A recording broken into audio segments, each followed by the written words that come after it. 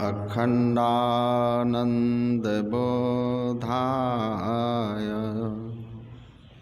शिष्यसन्तापहारिणे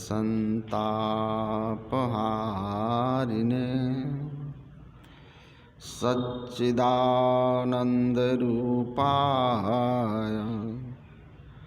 रामाय गुरवे नमः। धन्य धन्य सद्गुरु सुखद महिमा कही न जाए। जो कुछ कहूँ तुम्हारी कृपा मोतें कछु न बसाए।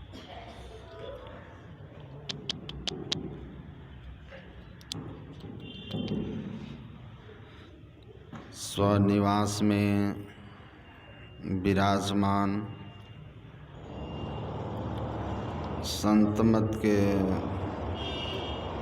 महामहिमावान वर्तमान आचार्य पूज्यपाद महर्षि हरिनंदन परमहंस जी महाराज के पावन पाद पद्मों में नमन। मंचस्थ पूज्य चरण स्वामी श्री प्रमोद जी महाराज के पावन पाद पद्मों में नमन। वंदनीय साधु समाज, परमादरणीय सत्संग प्रेमी महानुभाव, धर्मानुरागिनी माताओं एवं धर्मशिला बहनों,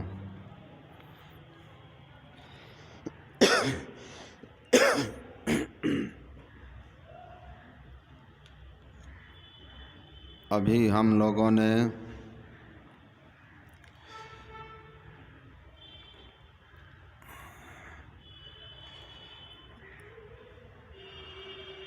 रामचरितमानस में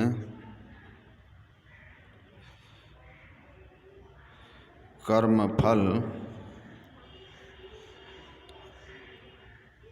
के संबंध में पाठ सुना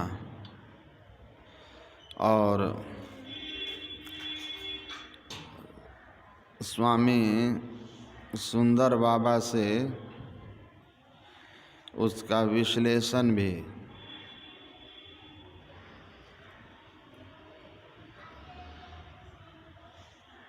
स्वामी विवेकानंद जी महाराज ने लिखा है,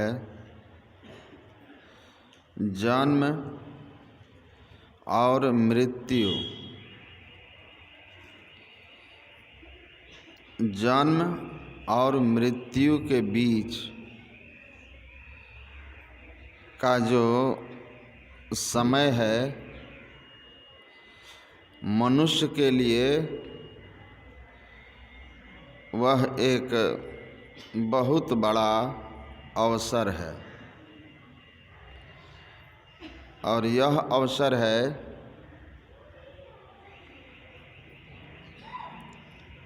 अपनी आत्मा को सर्वोच्च अवस्था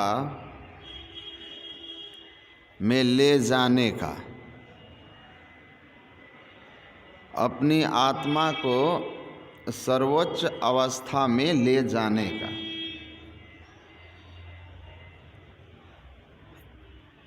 हमारी आत्मा सर्वोच्च दिशा में चले ताकि सर्वोच्च अवस्था को प्राप्त करे। तो सर्वोच्च दिशा क्या है?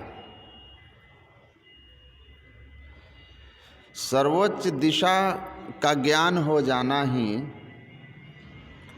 इस जीवन की सबसे बड़ी उपलब्धि है। नहीं तो हम लोग पाठ में बहुत बार सुने हैं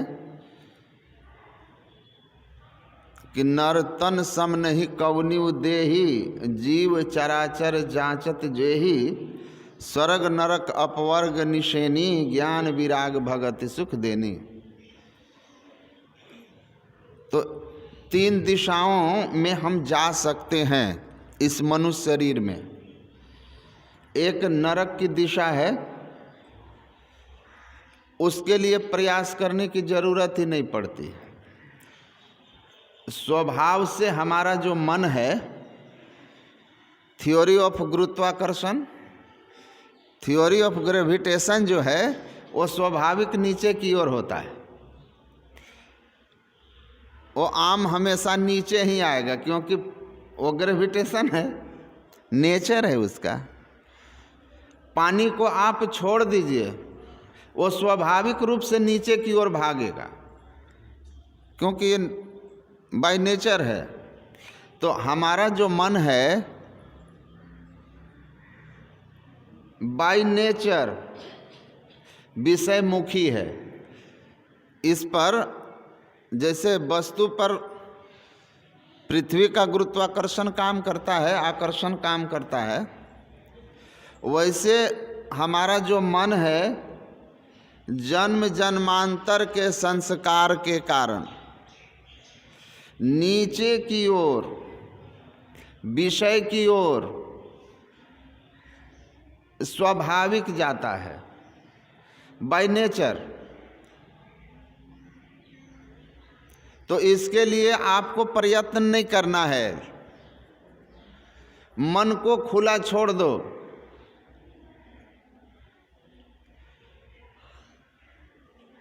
अपने आप नरक पहुंचा देगा।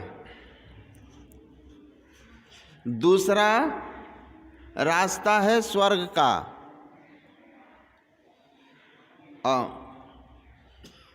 इसमें थोड़ा आपको परिश्रम करना होगा, पुण्य कर्म करना होगा। पाप करो, स्वाभाविक रूप से होता ही है। पुण्य कर्म जैसा अभी स्वामी जी कह रहे थे, दान करते हैं, बैठकर अभी जो कर रहे हैं, या आप किसी की मदद करते हैं, किसी ज़रूरतमंद के काम आ जाते हैं, किसी मुरझाए हुए चेहरे पर आप अपने सेवा से मुस्कान ला देते हैं। तो इस तरह के जो सत्कर्म होते हैं, पुण्य कर्म होते हैं, ये स्वर्ग के रास्ते हैं। लेकिन आप लोग इसको अच्छी तरह जानते हैं, हम लोग याद दिलाते रहते हैं कि किसी चीज़ को बार बार याद करने से मन उसके तरफ हो जाता है। अभ्यास नहीं करना विद्या का मैल है। जिस चीज़ को आप नहीं सुनेंगे उसको भूल जाएंगे, वो आपके संस्कार में कमज़ोर हो जाएगा, वृत्ति उधर से हट जाएगी। सॉरी। तो आप सत्कर्म करके स्वर्ग जा सकते हैं। लेकिन स्वर्ग के लिए आपने अभी पाठ में भी सुना है, स्वर्ग नरक जहाँ लग व्यवहारू, देखिए सुनिए गुनिए मन माही, मोह मूल परमार्थ नाही। सत्य यह भी नहीं है, स्थिर वह भी नहीं है। गुरु महाराज ने कहा, सातहु स्वर्ग केरे निवासी, दिव्य देव सब अमित बिलासी, कोई न स्थिर सबहि बटोही, सत्य शांति एक स्थिर होही। परमार्थ सत्य तो बस एक ही एक है, राम ब्रह्म परमार्थ रूपा, अविगत अलख अनादि अनुपा, सकल विकार रहित गत भेदा, कहि नित नेति पुकारहि वेदा। जो परमात्मा सृष्टि के कण कण को भर के सृष्टि के परे अनंत हैं, वही परमार्थ है, वही सत्य है और वही इस आत्मा का श्रेष्ठ अवस्था है, वही हमारे जीवन की श्रेष्ठ दिशा है। तो उस दिशा में चलो।